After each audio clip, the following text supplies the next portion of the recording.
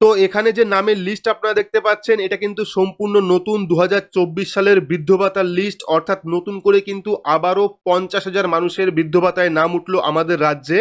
এই লিস্টে প্রায় 8,400 জনের নাম রয়েছে যারা কিন্তু খুব তাড়াতাড়ি বৃদ্ধ ভাতা প্রকল্পের মাধ্যমে 1,000 টাকা সরাসরি তাদের ব্যাংক অ্যাকাউন্টে পাবেন, আর এই টাকা কিন্তু খুব শিগগিরই আপনাদের অ্যাকাউন্টে ঢুকবে। তো এই লিস্ট আপনারা কিভাবে ডাউনলোড করবেন বা কিভাবে নিজের নাম দেখবেন ডিটেলস জানতে পারবেন আজকের এই ভিডিওতে। তাই ভিডিওটি শুরু থেকে শেষ পর্যন্ত অবশ্যই দেখবেন।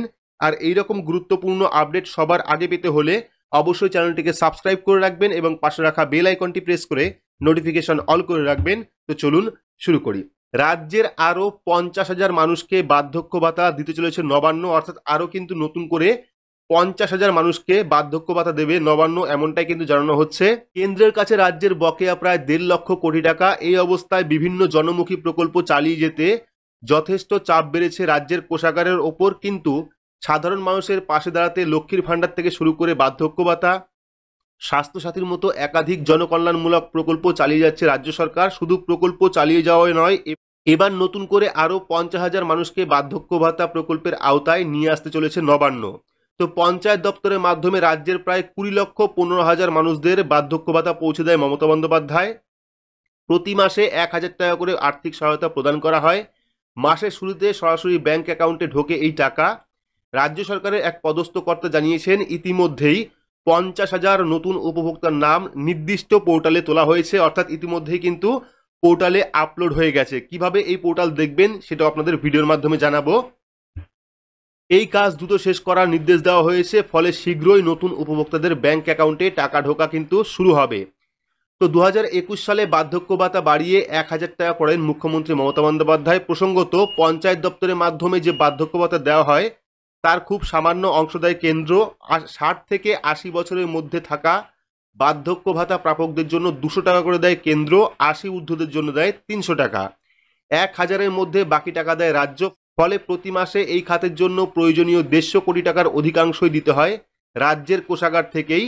রাজ্যের এক আধিকারিক বলেন, কেন্দ্র যে টাকা দেয় সেই টাকা রাজ্যের প্রাপ্য, তাহলে আমরা ছাড়বো কেন?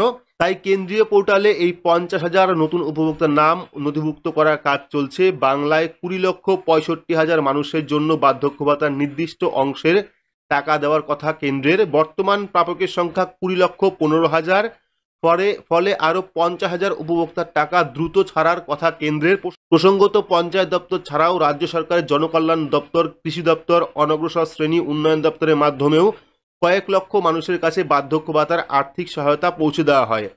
তো সহায়তার অঙ্ক 1,000 টাকা করার পাশাপাশি বছর 3 আগে সমস্ত দপ্তরের মাধ্যমে দেওয়া হয় বার্ধক্য ভাতা। জয় বাংলা নাম দিয়ে এক ছাতার তলায় নিয়ে আসেন মুখ্যমন্ত্রী মমতা বন্দ্যোপাধ্যায়। অর্থাৎ আবারও কিন্তু কেন্দ্রীয় পোর্টালে প্রায় 50,000 মানুষের নাম বৃদ্ধ ভাতা প্রকল্পে উঠতে চলেছে। ইতিমধ্যেই কিন্তু সেই কাজও শুরু হয়ে গেছে। আর যদি আপনারা এই লিস্ট দেখতে চান সেক্ষেত্রে কিন্তু আপনাদের পঞ্চায়েতে গিয়ে যোগাযোগ করতে হবে, বা আপনারা অনলাইনেও দেখতে পারবেন। WBPRD একটি ওয়েবসাইট রয়েছে, এই নিয়ে আমরা আগে ভিডিও করেছি, সেই ওয়েবসাইট থেকে দেখতে পারবেন, কিন্তু বর্তমানে ওয়েবসাইটটা ওপেন হচ্ছে না। পাশাপাশি NSAPর যে ওয়েবসাইট, অর্থাৎ ন্যাশনাল সোশ্যাল অ্যাসিস্ট্যান্স প্রোগ্রামের যে ওয়েবসাইট, সেই ওয়েবসাইট থেকে কিন্তু আপনারা বৃদ্ধ ভাতার নতুন লিস্টে দেখতে পারেন। কিভাবে দেখতে হয় এই নিয়ে কিন্তু ভিডিও আপলোড করা রয়েছে, বাকি আপনারা ইউটিউবে সার্চ করলে দেখতে পারবেন NSAP পোর্টালের লিস্ট কিভাবে দেখতে হয়। তো পরবর্তী সময় আপনারা কমেন্ট করবেন কিভাবে লিস্ট দেখতে হয়, সেই নিয়েও কিন্তু একটা ভিডিও আমরা তৈরি করব, যে বৃদ্ধ ভাতার নতুন লিস্ট কিভাবে দেখতে হয়, পাশাপাশি কিভাবে ডাউনলোড করতে হয়। তো যে লিস্ট এতক্ষণ আপনারা দেখলেন, এখানে কিন্তু প্রায় 8,400 জনের নাম রয়েছে যারা কিন্তু ইতিমধ্যেই বৃদ্ধ ভাতা প্রকল্পে নাম নথিভুক্ত হয়ে গেছে, এবং কিছুদিনের মধ্যেই কিন্তু তাদের ব্যাংক অ্যাকাউন্টে সরাসরি 1,000 টাকা পৌঁছে যাবে বয়স্ক ভাতার অনুদান স্বরূপ। তো ভিডিওটি আপনাদের কেমন লাগলো অবশ্যই কমেন্ট বক্সে কমেন্ট করে জানাবেন। ভিডিওটি ভালো লাগলে লাইক করবেন, চ্যানেলটিকে সাবস্ক্রাইব করে পাশে রাখা বেল আইকনটি প্রেস করে নোটিফিকেশন অল করে রাখবেন। সবার সুবিধার্থে ভিডিওটি শেয়ার করবেন। তো আজকের মতো এইটুকুই, ধন্যবাদ।